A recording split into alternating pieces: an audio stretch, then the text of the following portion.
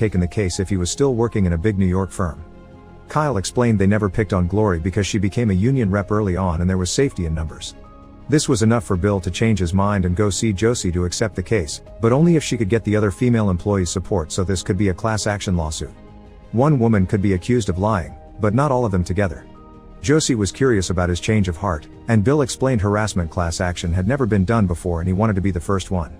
Josie went to see Glory to ask for her support, but she was in the hospital with her mind on different matters.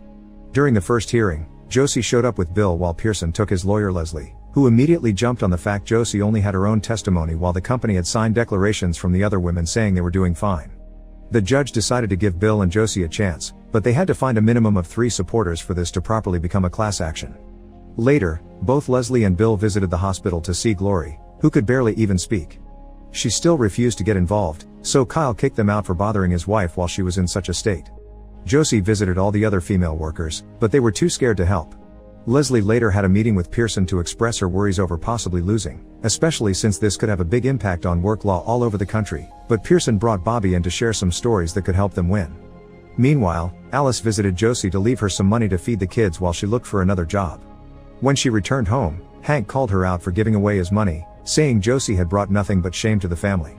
Tired of her husband's attitude, Alice decided to stay in a hotel for now, only leaving a note behind.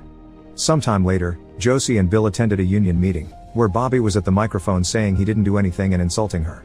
Josie asked for a turn to talk, which was her right as a union member, but they barely let her say a couple of words before inventing some rule about limited time. Everyone kept insulting her and making rude gestures, and Hank finally saw what Josie's reality was like. Not being able to see his own family mistreated like this, Hank took over the microphone to tell everyone he was ashamed of them for their behavior. Nobody picked on each other's wives during company picnics,